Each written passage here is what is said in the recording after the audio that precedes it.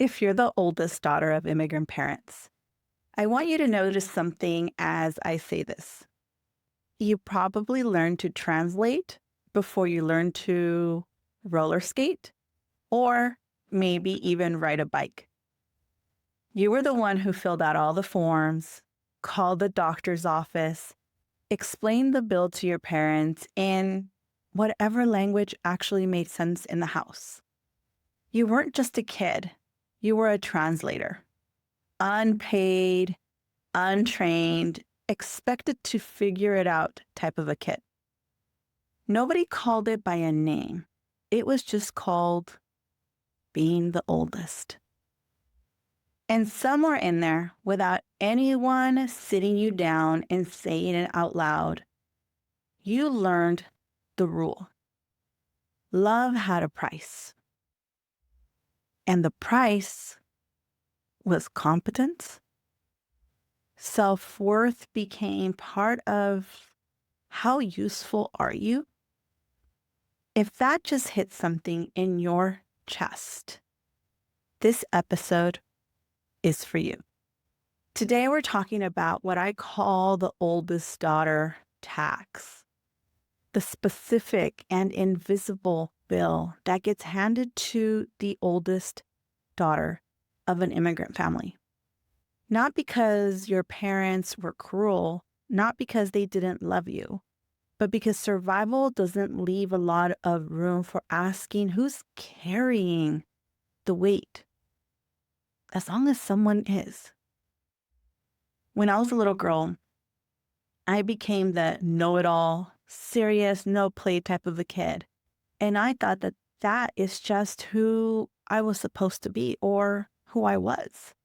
Now, I'm starting to learn that my lack of playfulness comes from having to take the role of helping my parents with whatever they needed.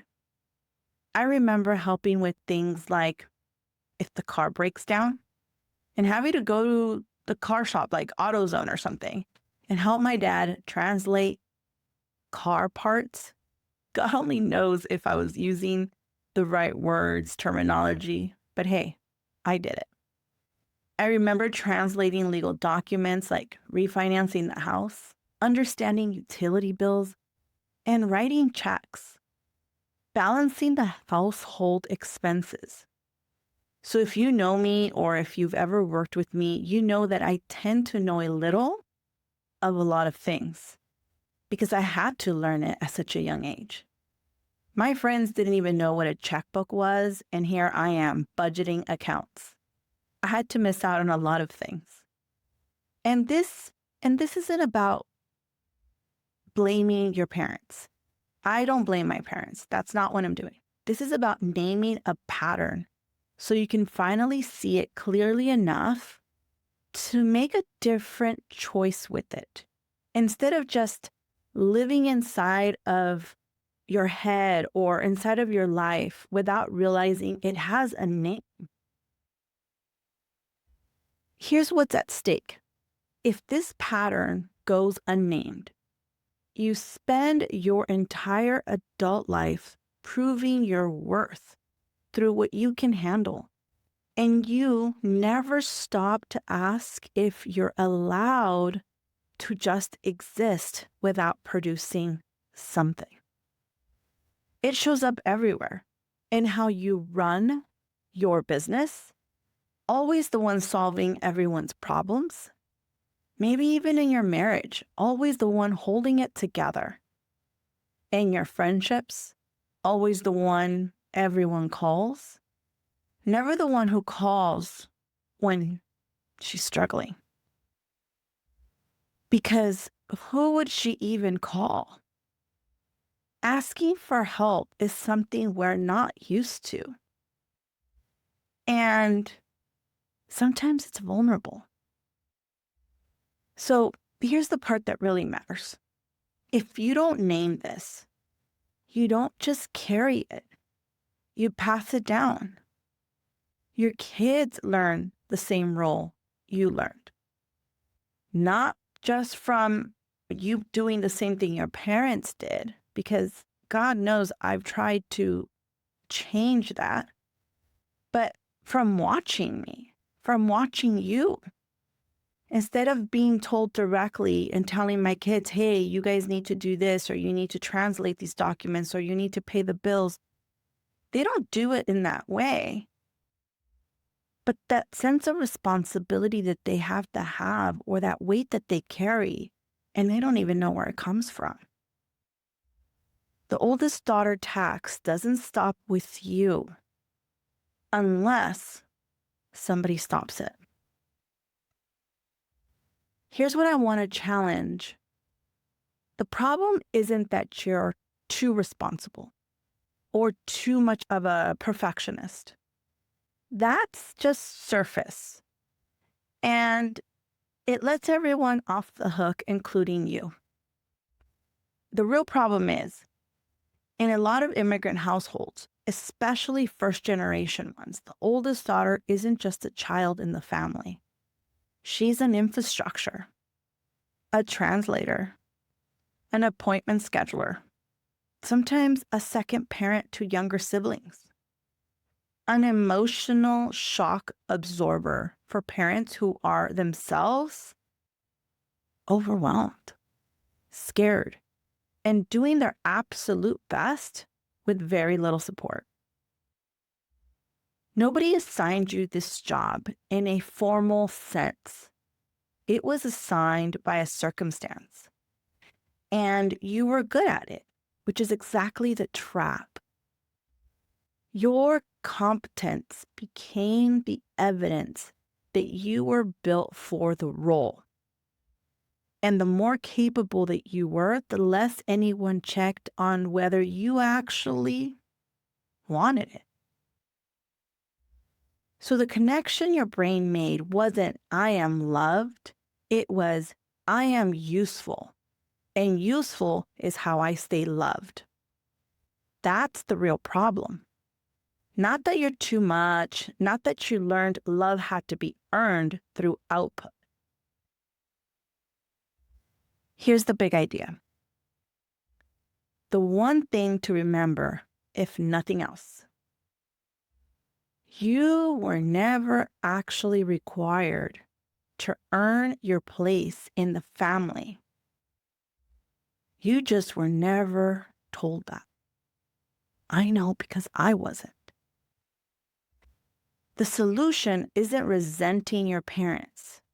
Most of them were doing the best that they could with what they had, often while carrying their own untranslated grief from leaving everything behind. The solution is to separate the two things that got fused together in you a long time ago: being capable and being worthy. So here are 3 signs the oldest daughter tax is still running in the background of your life. Sign number 1, rest. Rest feels like you're getting away with something, not relaxing.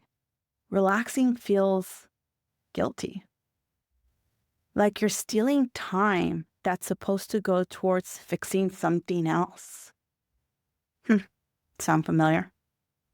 Sign number 2, you overfunction in every relationship. You're the one who remembers birthdays, smooths conflict, anticipates needs before anyone voices them, even when nobody asked you to. Can be guilty of that. Sign number 3, asking for help feels almost physically uncomfortable. For me, it very well does. Not because you're too proud, because somewhere along the way, needing something felt like it might cost you your place.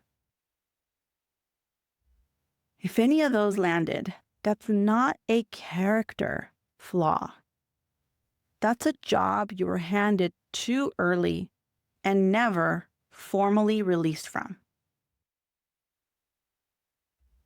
See, I live this. Being the daughter of immigrant parents assigned me the role of being the responsible one, always helping, always fixing. I hate conflict. I became really good at it. I became really good at helping fix, at avoiding conflict, at being the one that helps at everything. So good that I stayed good at it even when nobody actually needed me anymore. My sisters grew up. They became capable, successful, built their own families. And I was still operating like the 11-year-old who had to hold everything together because that's the only version of myself I'd ever been rewarded for. It's so bizarre when you really think about this, especially because my sisters are my everything. And I feel guilty when I'm not there. But I also have to remember that I need to be present for myself, that I need to find time for myself. And I can easily get caught up in everything that they're doing and want to be part of everything that they're doing. But I have to remember that I also matter. I'm the oldest of 5 girls. So having 4 younger sisters had me become not just a translator, household duties and balance checkbooks and all that, but also carry the mom role at times. Yes, my parents were very present, but they had to always work. And I was assigned the role of being in charge of my sisters. They would say things like, you have to take care of your little sisters. Make sure they don't fight. Make sure they do all their homework or clean after themselves. Simple tasks that didn't mean a whole lot, but as a little kid, those are big roles and big responsibilities that you get assigned with. And I had to make sure that the house was clean before my mom got home.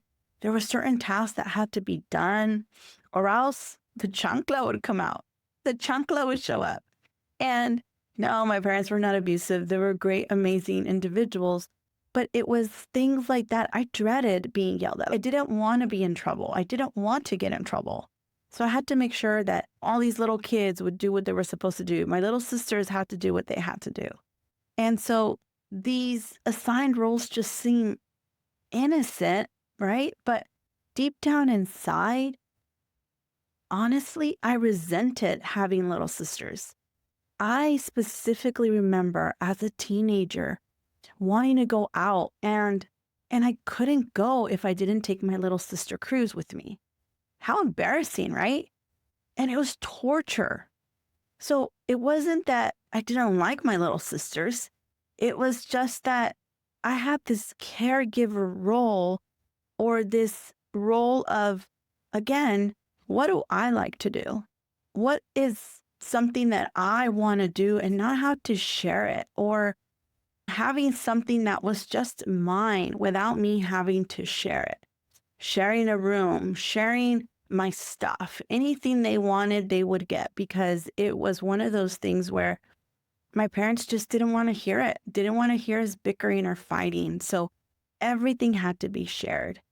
And like I said, it sounds innocent enough, but when you really think about it as an adult and I'm being asked the question of, who am I? Or what do I like to do? Or what truly is mine? I start to realize that everything I do it with the idea of, who's it going to help? Who's it going to serve? Who do I get to share it with? Like all these things of thinking of somebody else. So it's, again, not resentment, but understanding where these emotions and these feelings come from. So the feeling of not wanting kids grew inside of me at a very young age. I didn't want to have kids because I felt that I became a mom at, I don't know, 11 years old, or I don't know, maybe younger. I really don't remember the age number, but I do remember feeling like a mom.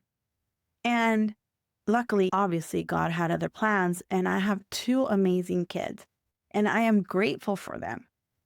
But still, I only had two because that is all I felt that I can handle. I would say things like, God sent me this child, and so I'll only have one more because I only have two hands. And so I get to hold one hand of one of my kids, of each of my kids with one of mine. So I only wanted to have two kids because I have two hands. Where that idea came from, I don't know. But it's an idea that I had. And so I tied my tubes at a very young age. As soon as I had my second child, as soon as I had my daughter, my biggest concern was tying my tubes. I wanted to prevent having more children. I didn't want to have a bunch of kids that I couldn't assume the responsibility myself. And I know that came from the family that I grew up in. And I don't say this again because I had a bad family or a bad childhood. I didn't. But those roles, without realizing it, became some of the major decision makers that shaped my future without even knowing it until now that I sit here and I really think about things. I remember when I moved away and I started my own family, I was still very young. I was 23 years old. And I remember that my parents would still call me for a lot of things until I had to ask them to please let my sister Cruz help. Cruz is very smart. I had to explain that it was too much for me to run my household and also theirs. Maybe I was running around with the kids, or I just didn't have time to make it to their house to help them with what they needed. At first, they were not too happy, but they understood to an extent. My sister Cruz would help with whatever they needed, but I had to double check, or I had to retranslate the same document because they trusted me more. So bizarre. It created double the work for a while, but they finally got the point and allowed my other sisters to help. Not that easy, though, because I carry guilt. I feel like I should be the one helping. I feel like I should be involved in all matters. And so now I have to deal with that. The feeling of not being needed made me feel less loved and less worthy. And sometimes it doesn't sound logical, right? Like, I know better than that. But my emotions are my emotions, and I have to give them their place. I know my dad expected things from me that no child at my age should really be expected to do. Not out of cruelty. That was just the norm in our household. And for many that have similar households like ours. And there's no bad feelings about it now. But I became a person who believed if I perform well, I'm valuable. If I do good, my dad will be happy. So fast forward to today, and I see the value in the tasks that were given to me at such a young age. I mean, think about it. Learning to pay bills, balance the checkbook, review their tax files, and help with things like property taxes and refinancing the house, all made me who I am today and why I can connect so well with my clients. I have made a very successful career, business, out of the skills I learned at a very young age. Reframing it from I have to I get to has helped me decide what I do, what I want to do. What do I enjoy doing? What am I good at and love doing? See, the question, who am I, is what eventually led me here to this podcast, to doing this type of work and learning to love myself for who I am and not for what I do. Okay, here's how to start working with this. Not here's how to start working with this, not against yourself. Okay. So here's a couple of tips to start to really figure out how this can work for you and not against you. Step 1, name the job you were given. Literally write it down. What were you actually responsible for as a kid? What were you responsible for as a kid that a kid shouldn't have been responsible for?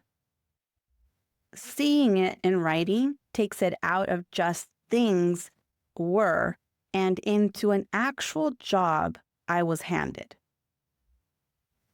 Step 2, practice being unhelpful on purpose in one small place.